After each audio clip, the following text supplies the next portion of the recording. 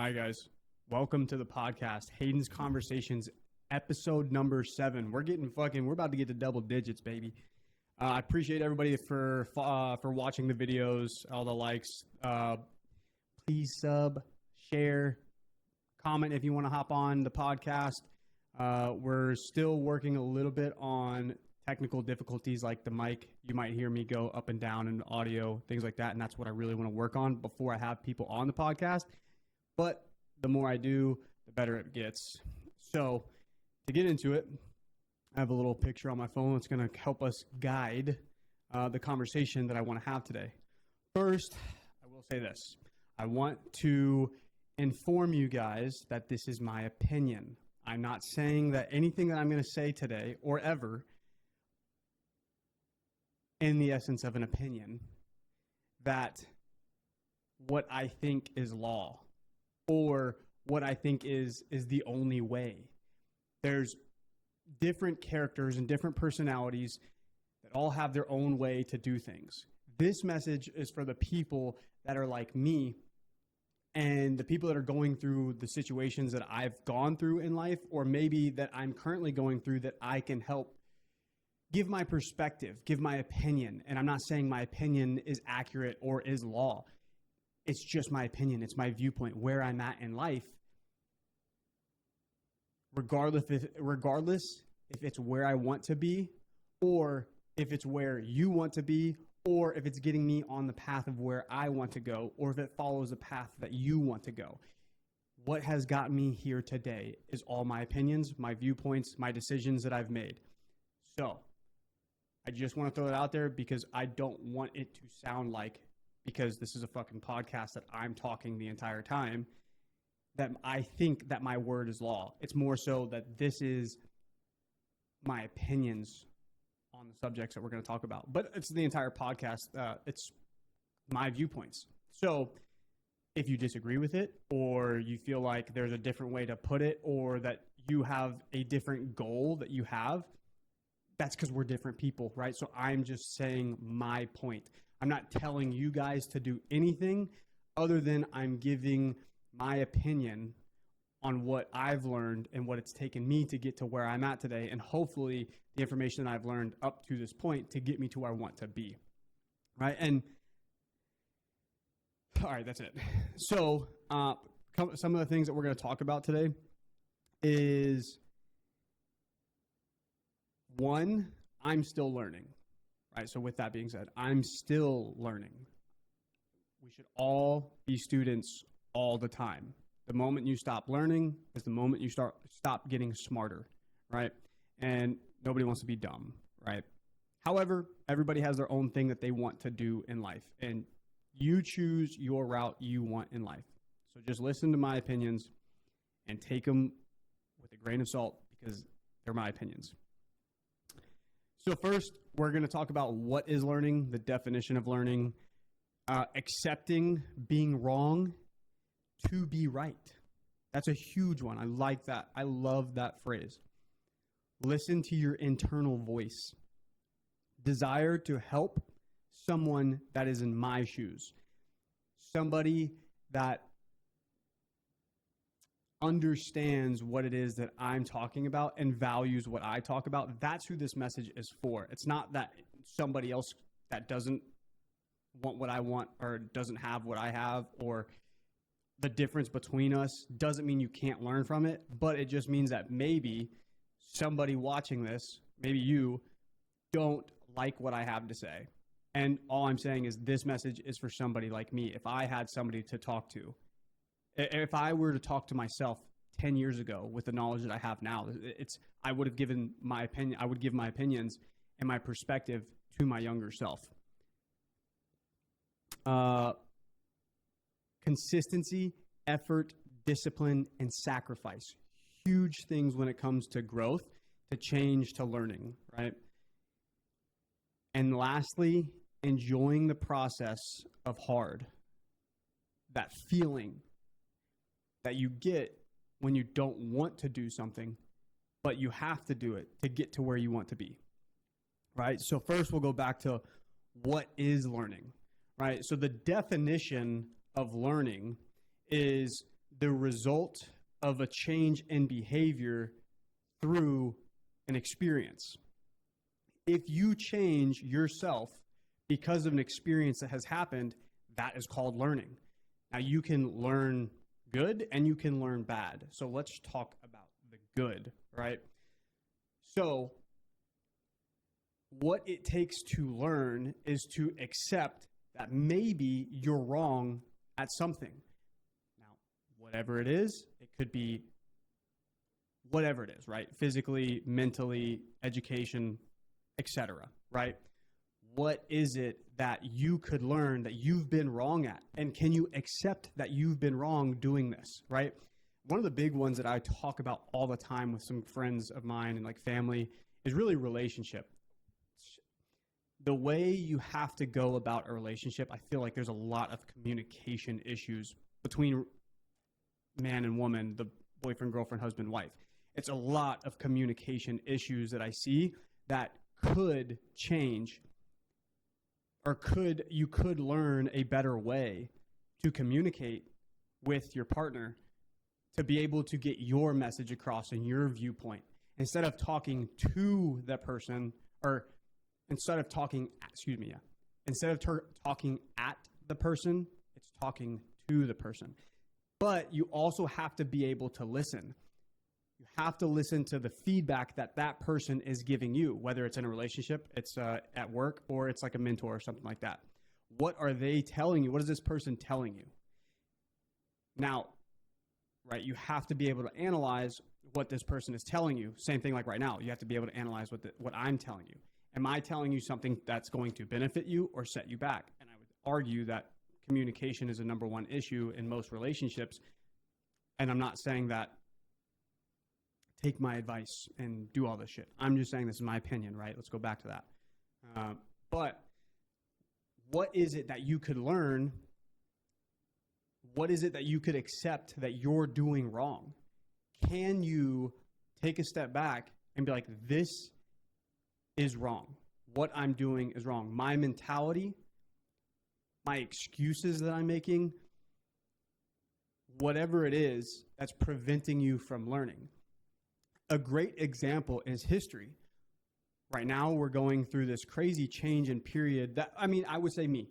I'm going through this change in my life right now where I'm learning a lot more about history and what I think is the truth. Everybody has their own truth about history. And where's your source of information about history, right? So if you can't ask the question without getting an emotional response, that's probably the question you should be asking. And that's not just in history, that's in life. If you're asking somebody a question that you want to get the answer for and they give you an emotional response, maybe you should keep asking that question. But phrase the question maybe a little bit differently. Analyze the way you asked that question and analyze the way this person answered. And if they didn't answer the way that you wanted them to answer, or the way that you were looking to get the information, you got the wrong information and you're like, no, that's not what I'm asking, it's this. No, it's not what I'm asking, it's this. Rephrase your question. Come at it with a different feeling. You have to present your question differently. You have to present your manner, your voice, the intentions of that question need to be focused differently if you're getting the wrong response. It's 100% up to you to get the answer you're looking for. And if somebody, or if history, in this context, I'm talking about history, if we can't ask a question about history without getting an emotional response, maybe we should continuously ask that question until we get past that emotional barrier. And then we're like, okay, we can start asking about it. Question for you, right? This is a thought-provoking question, and this is the point. What did Hitler say in his speeches? Whoa, that's crazy, right? I am not telling you that I like Hitler. I am not saying that what Hitler has done is right. I am not on Hitler's side.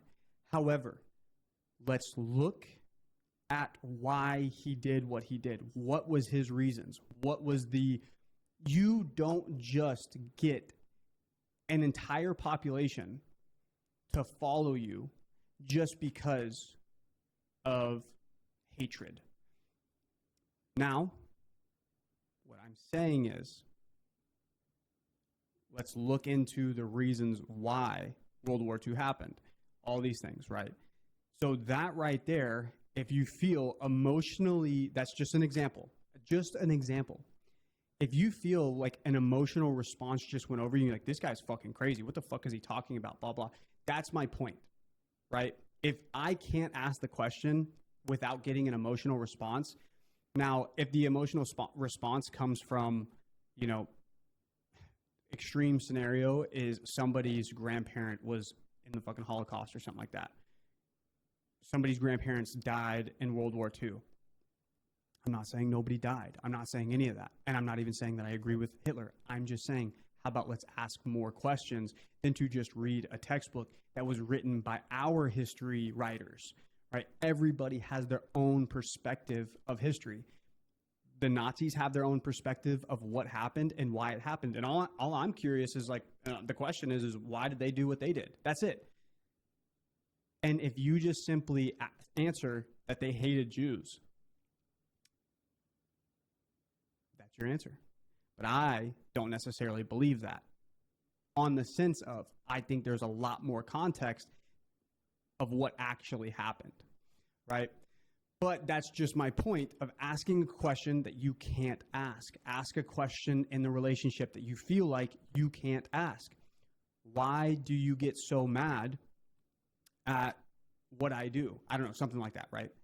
And my answer to that, or like the perspective that I have of that now, is if my wife were to ask me, why do I respond the way I do because she doesn't like it?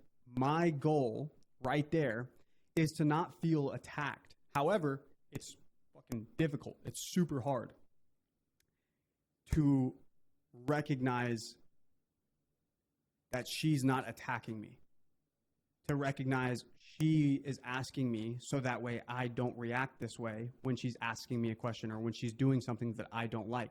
Why is it that I don't like what she's doing? And that's what she's asking me.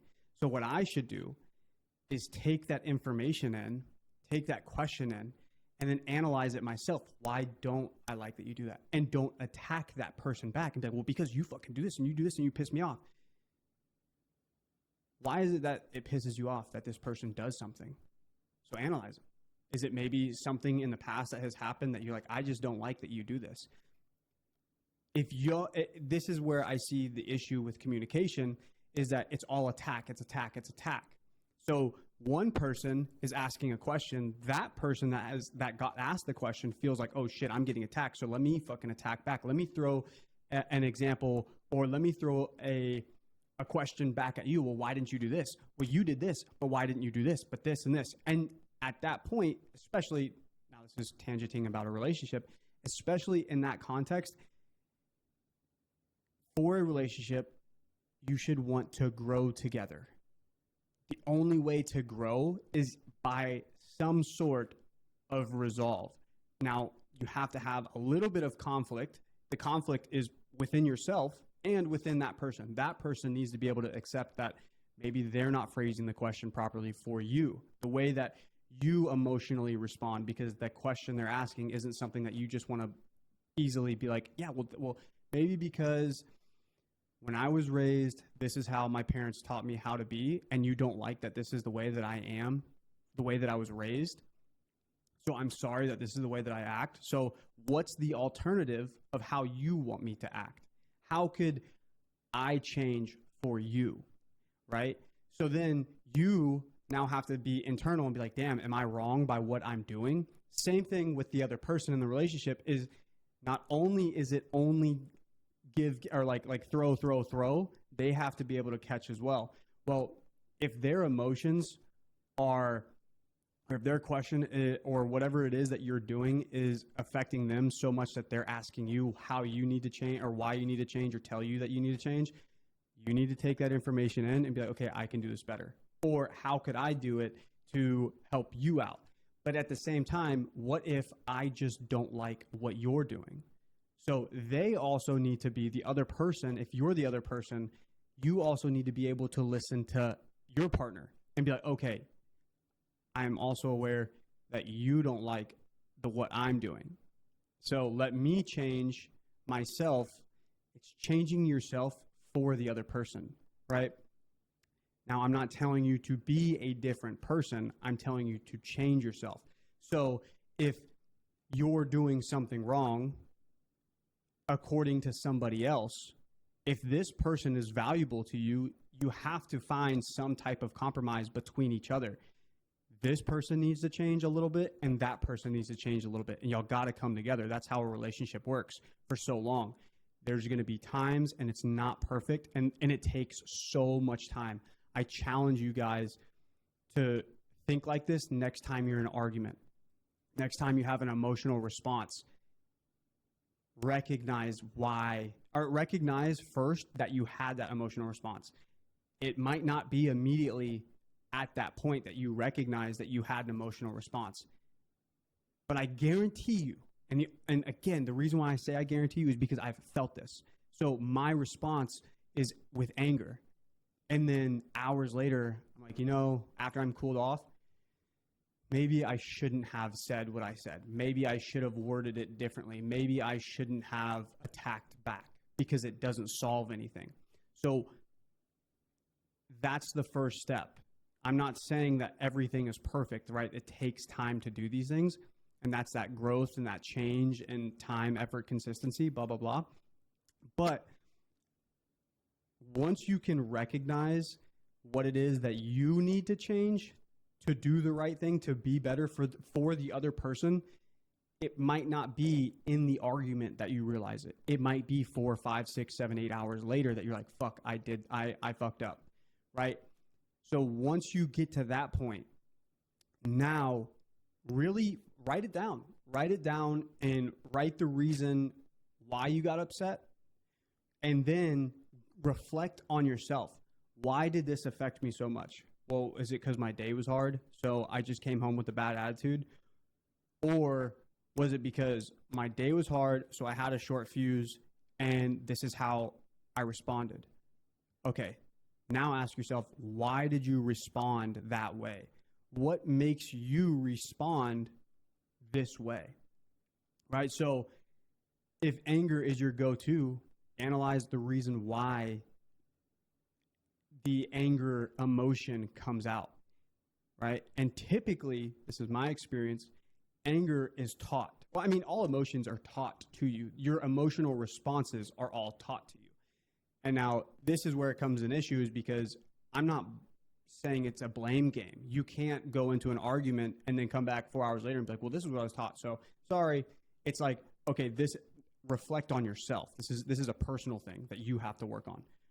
Reflect on yourself and be like, okay, when I was younger, or in my situations at work, because this also goes at work, right? Like if you're going to be a leader at work, if my boss or my leadership has treated me this way, well, whenever you get to that position, are you going to treat your subordinates that way? And that's what that difference right there, if you can recognize what a good leader is and what a bad leader is to you, and then project the good leadership traits, you can learn from two leaders, good leaders and bad leaders. You can learn what not to do and you can learn what to do, right? So once you get that good leader, now you have a good example of how you treat the guys below you. If you have a bad leadership example, analyze why you think it's bad, right? So if you think that this person is not listening to what you have to say and they're constantly putting you in a position that you don't like to be in, when you get to that point, write all these things down that you don't, or take a mental note, right? Take a mental note of all the things that you don't like about this leadership. And when you get to that leadership position, as well as you don't have to be in a leadership position to be a leader. That's something that I just recently learned within the last probably 6 to 8 months as an instructor, right? As an instructor, my ranking isn't high. I'm just an instructor. I'm not a chief pilot. I'm not some FAA supervisor or something like that. Like I'm not high up. I'm not part of the company's chain of command necessarily. I'm just an instructor. But even when I wasn't an instructor, when I was in my commercial training and my CFI training, I wasn't a leader. But there were private guys. There's guys that are like starting their job. So in your job, if there's guys that are starting, guys or girls that are starting in the position that you were just in, how can you help? And maybe they're on the same position, but you just have more experience. How can you help them? And as you help them, you are becoming a leader without being in the leadership position. So take these mental notes on what it is to be a better person. And once you change yourself and change the way the culture is, whether that's in your relationship culture, your work culture, or any kind of culture that you're in, what can you change? And if you are the type of person that is like, well, this happened to me, so I'm going to do this to you. I think that's the shittiest way to lead. I absolutely hate that way. Unless it's I'm going to lead because I had such good leadership that I want to follow how good this leadership was. So I want to provide this to you. That is high quality leadership. That's somebody that wants to follow and somebody that wants to listen to you. But you have to be able to take a step back and analyze yourself in that position, whether that's in a relationship. Are you being the person that is learning and taking a step back and accepting that maybe you're doing something wrong, and maybe it's the way you're communicating. Maybe it's the way. This is a huge common error in men. Men speak off of solving the problem. So if my wife comes to me and talks to me about a bad day at work, and I used to do this. She comes and talks to me about a bad day at work, and I would get so pissed off because I'm like, well, why don't you do this? Why don't you do this? Why don't you do this? I'm automatically thinking about the solution to the problem. But at the same time, as a partner, maybe I just listen. Maybe I bite my fucking tongue and be like, I'm sorry that happened to you today. I hope that the rest of your day is going to be okay. Maybe we can go do something to kind of get your mind off of this. And even if your mind's not off of it, it's okay. Don't add to the fire. Because if that person is already upset, you giving your opinion and your advice on how to change the situation, I guarantee you it doesn't make it better. But that's from a man's perspective to a woman that I feel like most men aren't aware yet, right? At a younger age. I have to be careful when I say most and not a lot and things like that, because we got to be fucking culturally appropriate. And I don't know who I'm talking to, right? I don't know who's watching this. But my point to that is maybe there's a better way to get the result that you want, whether that's in life, in a relationship, at work, whatever, right? So reflect on yourself. And in that reflection, because we're talking, so now let's go back to where we were talking about why are you angry, right? And if it's because of possibly, like, if you're at work, your leadership has exposed you to this is how it is to be a leader. But nobody wants that leader that's a fucking dickhead, right? Nobody wants the asshole leadership. Sometimes you do got to put the foot down. However, what could you do to prevent yourself from getting to that point with your subordinates or with others around you, right? Same thing within a relationship. Once you get to that point where, like, my reaction is anger. I don't like that I reacted with anger because it just hurts the person next to you. Then you go down and say, why am I angry? Because I was taught this. Well, now what are you going to do? Now that you can reflect that maybe that this is the way that you were taught. Maybe the way you were taught was wrong, right? And that's what I'm saying. Accept being wrong. And once you can accept being wrong, I feel like that's where most growth changes, because now you're looking for the right way to do it. If you go your entire life without accepting that you've been wrong, maybe your entire life you lived wrong. Whereas if somebody told you something that you could have corrected to be better and you corrected it then you could have been a better person. You could have done it the correct way. And then after you learn that, you're going to see like, oh shit, I get a better response from the people below me. I get a better response from the people above me because they look at me a little bit differently because the way that I'm handling the situation. Same thing in a relationship. Maybe what you had to say to your wife or to your husband or boyfriend or girlfriend or whatever, what you had to say to them is now being reciprocated, right? We all want to get along. If you are in a relationship where you're just trying to attack your partner, that's a toxic relationship, and I would say get out of it. Because if you're just wanting to attack, you just want to.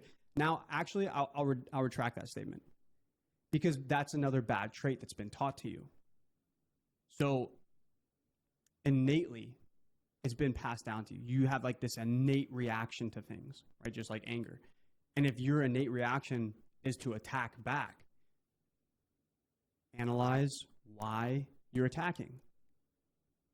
And if it's because your entire life you've been attacked and you haven't been heard, don't attack back because they're not going to hear what you have to say other than you're attacking back. You have to be able to let your guard down. Allow somebody to tell you that's wrong. Take that deep breath and be like, fuck,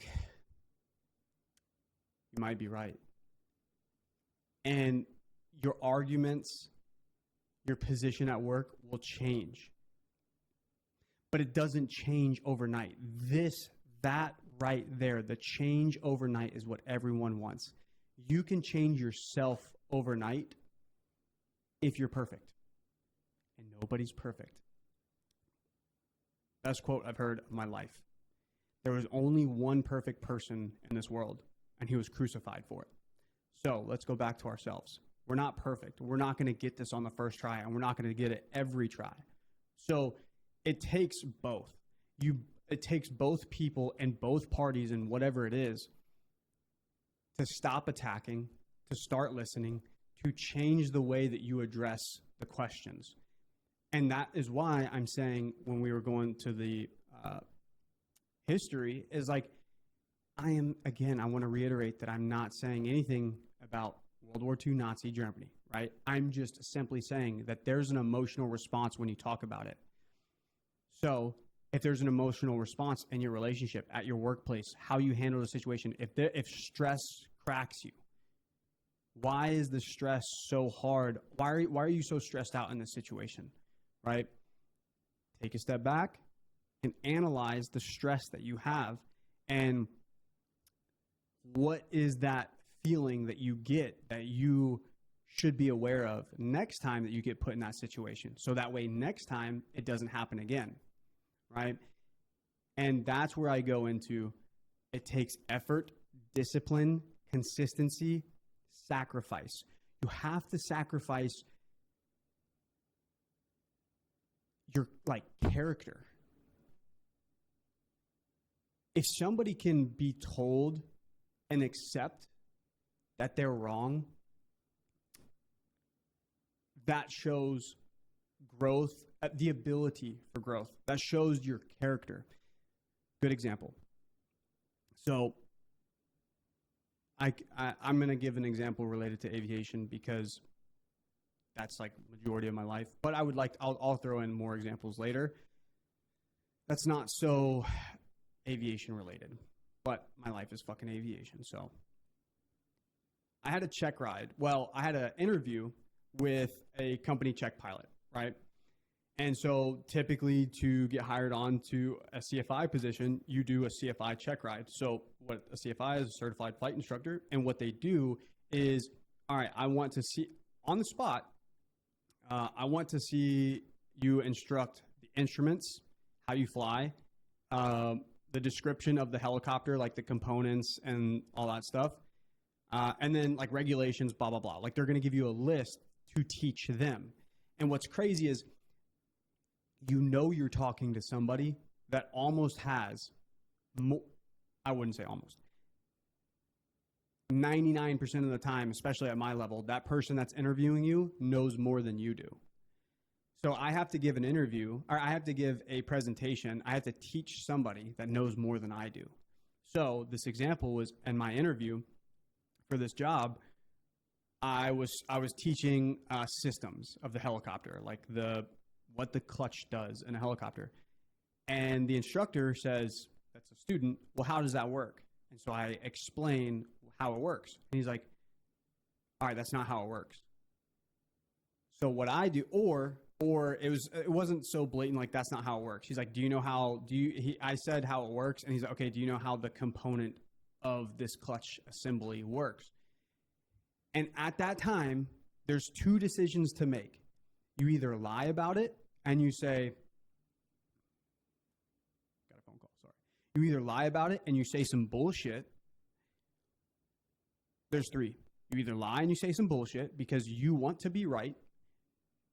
You tell them what you think it is off of the information that you've learned and you're wrong.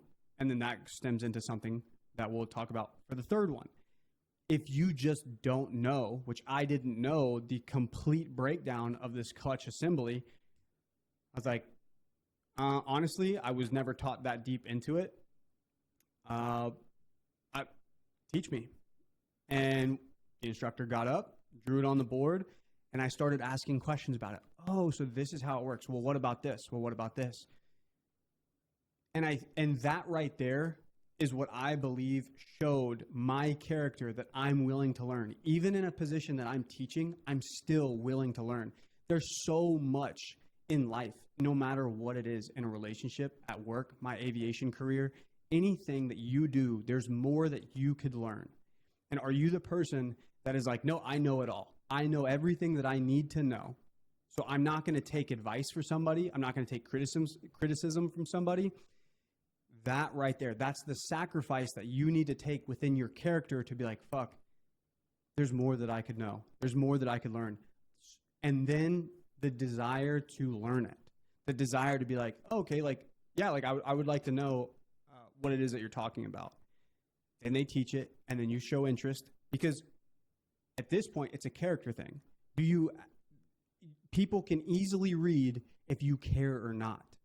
And I would say that in that moment, I genuinely cared, because I was like, oh shit, I'm in an interview. I should know this shit. So teach me, because I want to know it. Because if my student asks me, I want to be able to give them the information that you're expecting me to give them. So in life, whether that's in a relationship or whatever it is, what is this person, what is it that you don't know that this person's telling you that you should know? And then are you able to sacrifice that character of yourself to be like, oh shit, okay, I got it now. Now I'm going to change.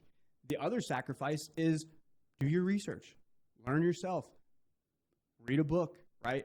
Sacrifice the time that you want to go spend with your friends when at home you don't have an established relationship that's solid. Maybe at work you need to study for work, or you need to do something on like for school or whatever it is. You have tasks to do outside of work, or you could prepare yourself better for your work, right? And once you start to do that, that's where the leadership looks at you and say, "Oh shit, this guy's on it. This guy enjoys being here." And tangent on that, if you don't enjoy your job, there's two things that you can do. Two fucking things. You can either hate your job and do nothing about it, or you can still work your job, not enjoy it to like your fulfillment. Like that, if you don't get fulfillment from your job, like you're not super happy with what you do at work, find what it is that makes you happy and pursue that while you're working. That's the sacrifice. The sacrifice comes on your time off, because you still have to make a living. There was a quote in a book, and I hope I don't botch it. If you work for your job, you can make a living. If you work on yourself, you can make a fortune. But you still have to work to make a living and sacrifice your time outside of work to work on yourself to make a fortune. Right? And so that I hope I didn't botch it, but that's along the lines of the sacrifice that I'm talking about. The effort. When you go home and you crack this book open, do you read 5 pages? When you go do this task that you need to do you do it half-assed? Do you fucking care? Do you not? It shows. So why would somebody want to give you the promotion? Why would somebody care that they have this person that's not putting in the effort? And if you think you're giving it 100% effort, there's always more that you could do. Ask me how I know. At any point in time, if you ask me about the gym, if you ask me about what I'm doing around my house, if you ask me what I'm doing for my wife, if you ask me for what I'm learning myself, if you ask me for what I'm doing outside of work to learn more at work, I think I said the gym, every single one of those, every aspect of my life, I could always give more effort. There's always more to give. And then once you find yourself on this consistency of constantly giving this effort, you're going to find yourself being more efficient, more productive, and almost building this level of growth. But what you don't want to do is grow and stay. Once you get to that point, you can like, if you can analyze that, oh, damn, I can read a book a little bit faster. Damn, I know the numbers for this helicopter a little bit more. My wife is a little bit more happy with me. Don't just stop right there. Keep going. What else could you do? Right? So discipline, effort. So, and like the discipline aspect is, don't go home after a week of doing what it takes and then not doing it. Now, take a rest day, but analyze how long your rest is, right? Is it now getting to the point to where it's an excuse, right? So have that consistency, have that effort, have that discipline that is keeping you on that path. How do you keep yourself on that path? Whether that's writing down on your notebook and carrying a notebook and saying, this is what I got to do today. This is what I got to do today. This is what I got to do today. The discipline of listening to this podcast, knowing that what I'm saying is effective and it relates to you, and then getting off the podcast and then not doing it. Do you have the discipline to do it, right? Effort, discipline, consistency, and sacrifice.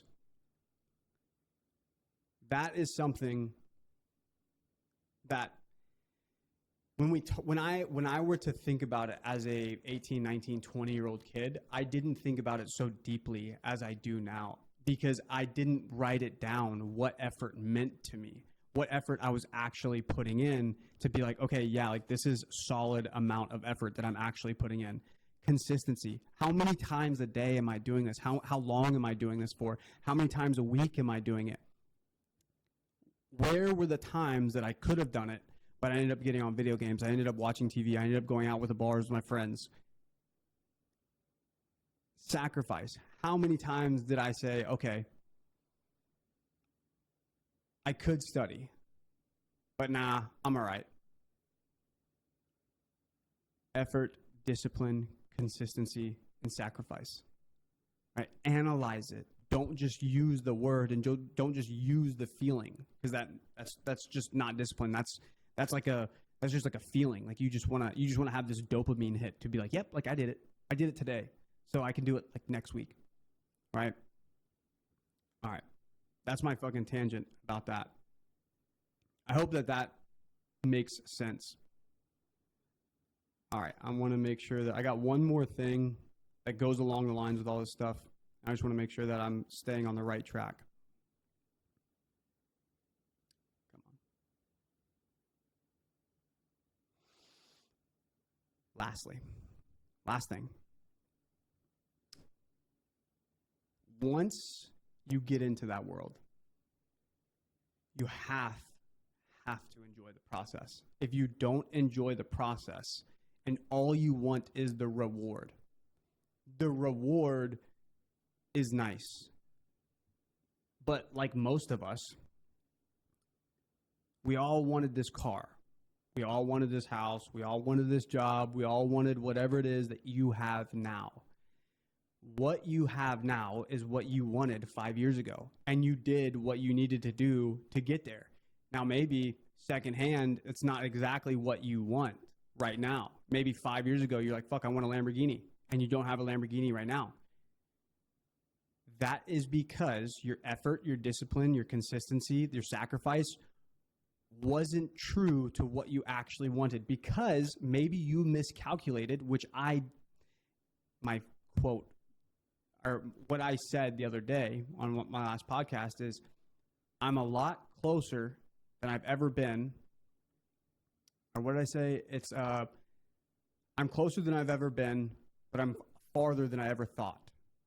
Right? So I didn't realize the amount of work, the amount of effort, discipline, consistency, the amount of learning what I needed to do to get to where I wanted to be in 5 years. And so now I'm like, okay, let me write all this shit down. What do I want in 1, 5 to 10 years?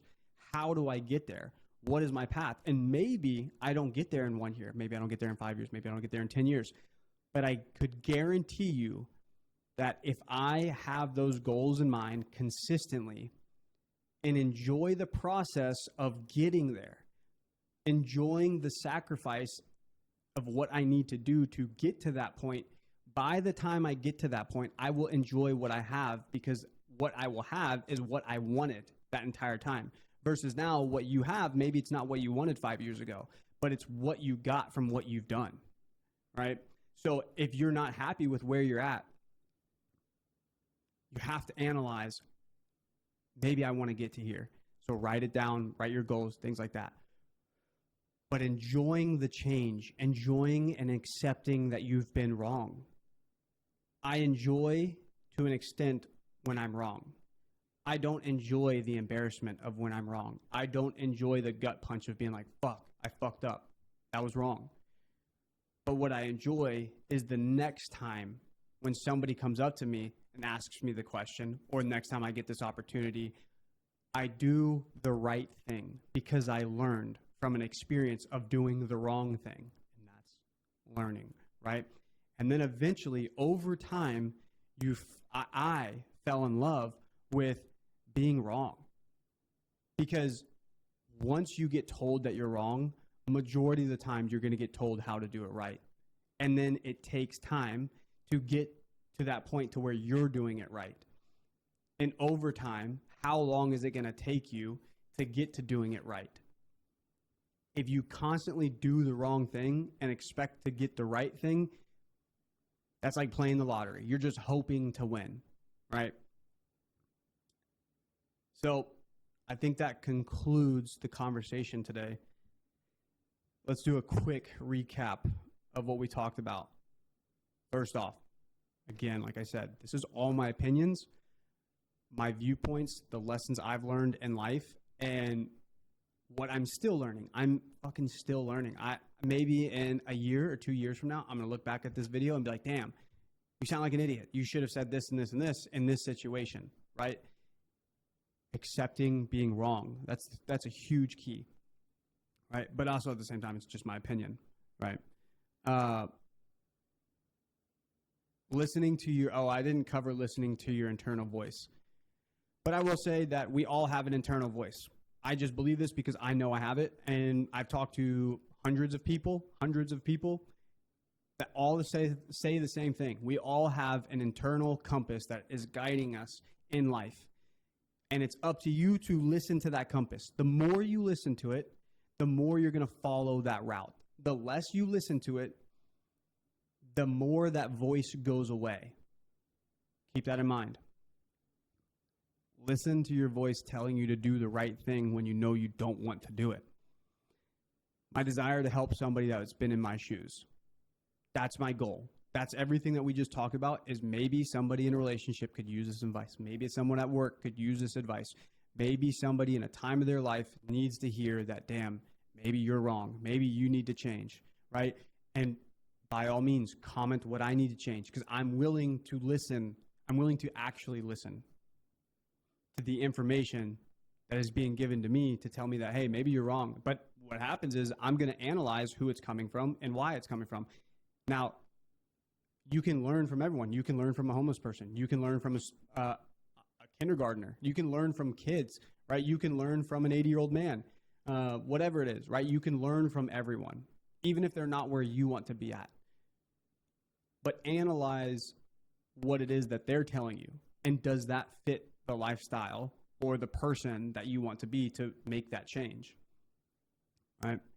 Consistency, effort, discipline, sacrifice. That is the fundamentals of what it takes. That's just the lower echelon of the first step. Enjoying the process of hard. If it was easy, everybody would do it. This message isn't for everybody because not everybody wants to change. Not everybody cares about what I have to say. Not everybody wants the growth. So for the people that do, enjoy the process of the hard because it's going to be hard. Because that is life. Life is just hard. Well, thanks for tuning in. Yo, let me know comments, likes, subscribe, share, do all the things. I am a student that wants to teach other students. So, thanks for watching. You have a good one.